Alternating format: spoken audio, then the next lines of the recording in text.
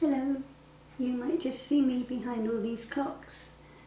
So this is my current collection that I've finished, and I thought I'd tell you a few things about them. I've already done a video tutorial that shows you how to put one together. In fact, it was this one. You might have seen that. If not, have a look on my channel and you'll find it. So I'm going to move them all out of the way anyway and talk about them individually and tell you a few things that you might need to know if you're making them. So there they all go. And those are the two that you've already seen. The green one and the black one. I don't really have anything else to say about those at the moment, so I will put those aside.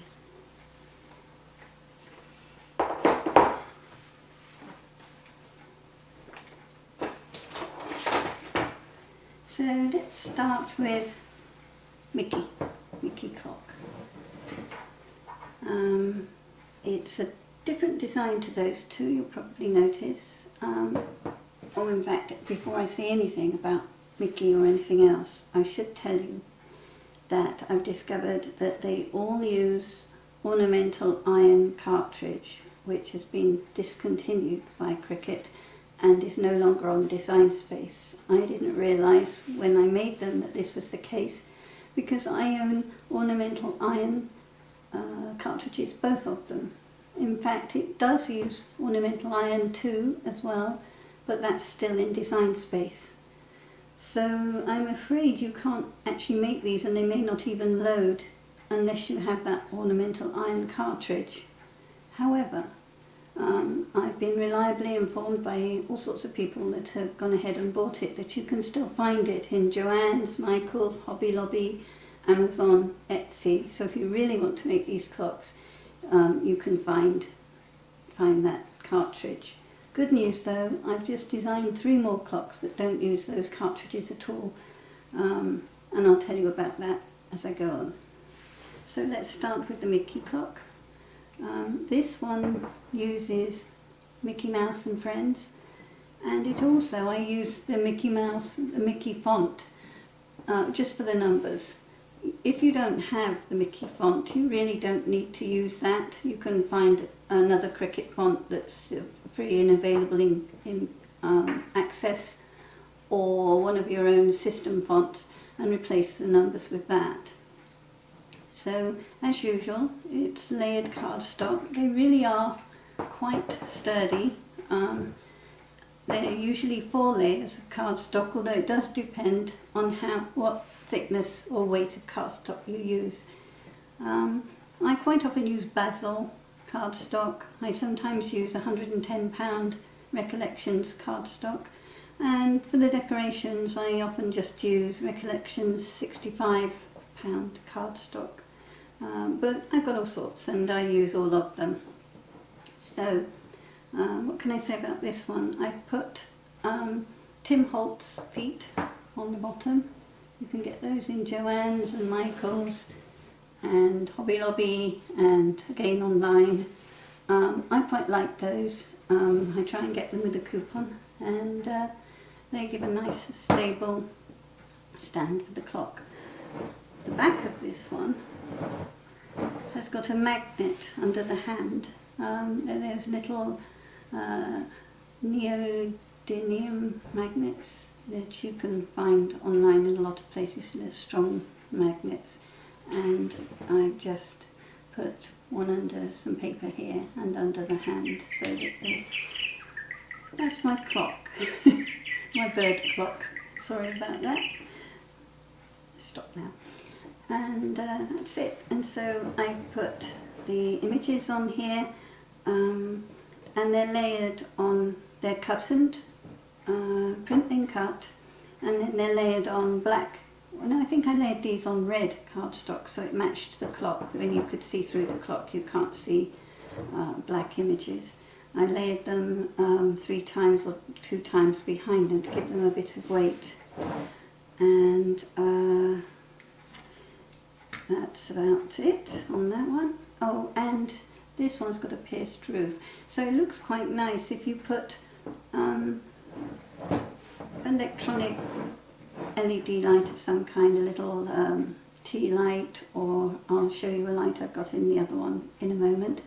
I quite like the ones that I get from Amazon that I'm going to show you, because they have a little remote control, so you can switch them on and off without having to open the door and get it out and so on. Or you can get some that are on a timer if that's what you want.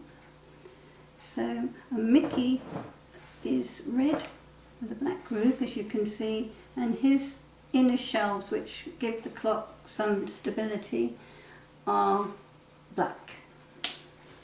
But you can do it whatever colours you like. I just wanted it to match Mickey colours. So that's that one. Now I have the Tinkerbell clock.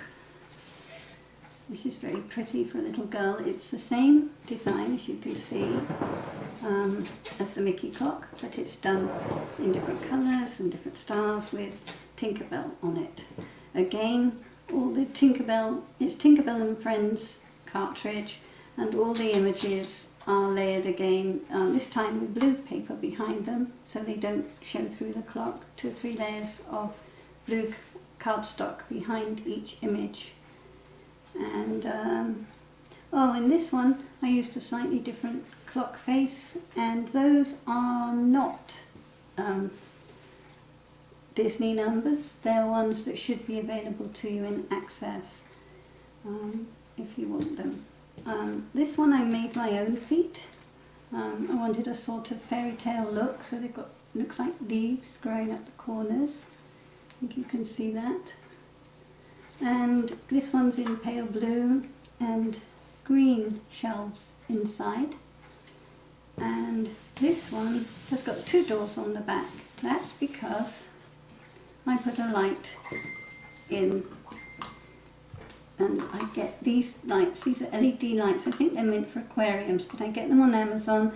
They're about $20 for 4, with 4 little remote controls. This one, I can't see the remote control at the moment to show you, but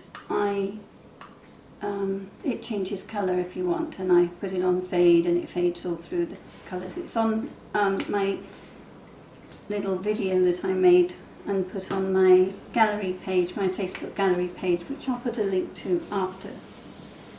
So that's those, and I made a little door specifically to put this little light in at the top. Although you could, of course, put it down at the bottom. I just thought it was quite nice when it shone down through the clock. So this is also stuck with magnets, both of those doors, underneath the butterflies. They're little strong magnets that you can get on eBay and Amazon and so on, and AliExpress probably has got them. And I used Cricut glitter cardstock for the roof. That always cuts very nicely, and it's nice and fine, and the Cricut machine seems to like it. And I twined some roses and little paper, ready-made paper roses through the slats to give that. So there we are in close-up each side. And the back. And the last side, and that's Tinkerbell. So that's those 2. Then I decided I wanted something a bit different. This one's even sturdier. I think I must have used a heavier cardstock for this one. And this is, of course, Alice Through the Looking Glass. Now for this one, I just purchased the images, print and cut images that are in Access, and of course you have to pay for those because they're licensed images, but I think I bought 5, and you just put a search for Through the Looking Glass in images and they'll come up, and the 5 of them cost $9.90 something. So, and of course you can use them for future clocks and so on. So this one I wanted to make a little different, so I made the front so it's like the pocket watch that the rabbit carries. So I made that a little differently. and it's still got the Tim Holtz feet on. I made it in purple and orange, and I used Tim Holtz Distress Oxide inks in a sort of reddish colour, I forget the name of it, and a violet colour, just to give it a little bit of, tone it down a bit and to make it a little bit crazier, a bit like Through the Looking Glass. The latch on the back I got from Hobby Lobby, and it was about $2, and I bought it with a coupon. But I think you can find these as well on Amazon and places like that. It's just a swing up and close latch, and I stuck each side on little squares of card to attach them to, and just stuck them to the clock. I particularly liked these hands, which are a bit like, it's like a heart, and it reminded me of about like the spades in a card deck, so it was a bit like, reminded me of the cards, playing cards in Alice in Wonderland. And I got that one from Amazon, and it cost about $2 or $3, so I quite liked that. And Tim Holtz feet, yet again. And you could put a light in that one, or in fact all of them if you wanted to. And lastly, inspired by Independence Day, I decided to make, and especially since I'm a new US citizen, I decided to make a patriotic clock. And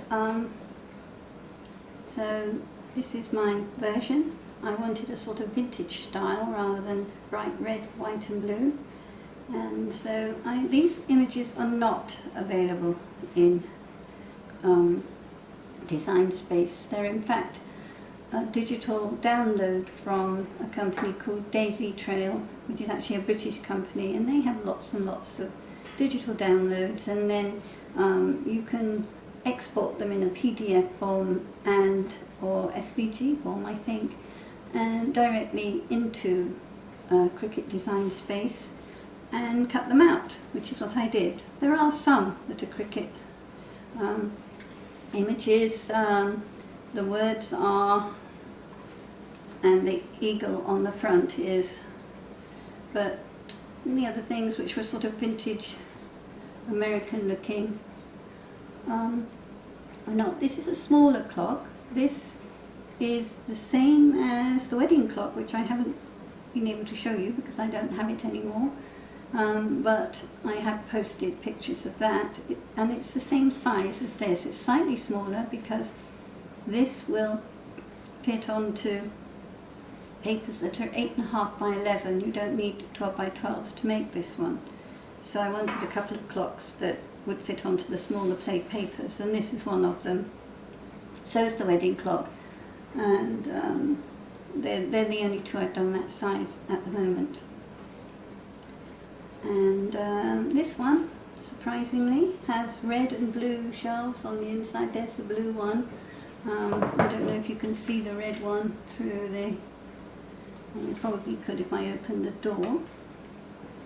And no, even when I open the door, it's not very easy to see it. But this is just a clasp I got from...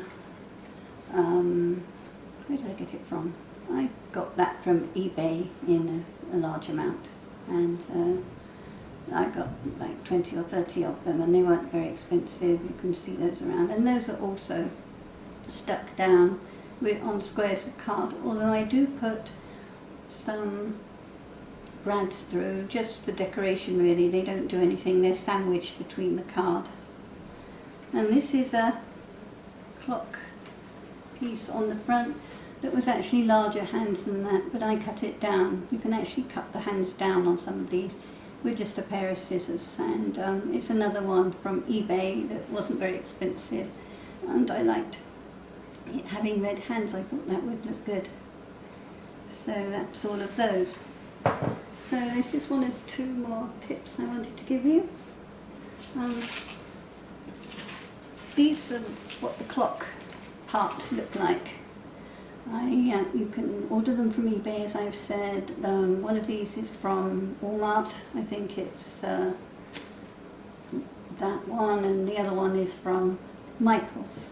And if you buy them from Walmart, they're $4.99 each. If you buy them from Michael's, or Joann's, they're about $7 or $8, $9. I try and get them with a coupon.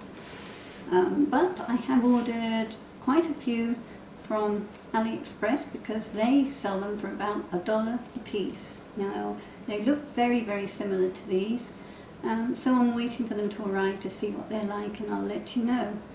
One important thing is you need 3/8 of an inch spindle, or whatever they call that middle part that goes through the middle of your clock. You don't want it any higher. That's the size you want. The hands vary in size, and generally you want the small hands, but you don't want it to be any higher than 3/8 of an inch. So that's those. When I'm not spraying my glue, which I use Elmer's spray adhesive, I spray all these pieces together with spray adhesive. I have done a little video on that, and I will post it soon. I am here, I'm at the back. And it can be sticky and a bit awkward, but it's very much quicker really than trying to stick it all down like I did in my original video, piece by piece. So in case my video doesn't load, I'll just give you a few basic tips. You need to put each piece on a piece of newspaper or some scrap paper or whatever you've got, paper towels or something like that, and spray it quite liberally, and then when you put the two pieces together, make sure that the corners and sides line up, and then all the intricate pattern will fall into place if you make sure that they're nice and squared to each other. And you need to press it flat afterwards and make sure all the individual little pieces are stuck down, and this is because the glue is repositionable until it dries. Well, it's repositionable if it dries in the open air. If your two pieces are stuck together and there's no open air between them, then they are permanent. But if you let any of them peel up before they're stuck, then they'll peel apart because it's repositionable. So that's my tip. But I did do a little video, and I hope it came out okay, and if it did, I will upload it. And when you've finished, there is one more thing you need to do, and in fact I saw a piece on this one. You need to go over them all and make sure that there are no little pieces that aren't stuck together, because just occasionally the glue might not have caught something, and I saw that this one has a little piece here that isn't stuck down. So this is when I get my art glitter glue, or in fact any white glue with a fine tip will work just as well, and you need to just stick down any little pieces that didn't quite make it, and make sure they're firmly stuck. And you need to go over the whole clock and do that, because you don't want to give a clock to somebody that's going to come apart in places. But generally they stick pretty well the first time. There's just some tiny pieces now and then that get missed, and you need to go over everything and check that. So I was saying, I'm sorry about Ornamental Iron cartridge, which is no longer available, and if you can't find it or don't want to buy it, you probably can't make these clocks. But I have designed 3 new clocks. None of them use the Ornamental Iron cartridges, and they should all be available to you in Access. One of them is a new wedding clock. One of them is a basic clock that you could use and put together and put your own decorations on. And the other one, which I'm putting together now, and I'm not going to tell you what it is going to be a surprise, but there's the first couple of pieces that are from that clock, and in fact they've been stuck together, ready to make it.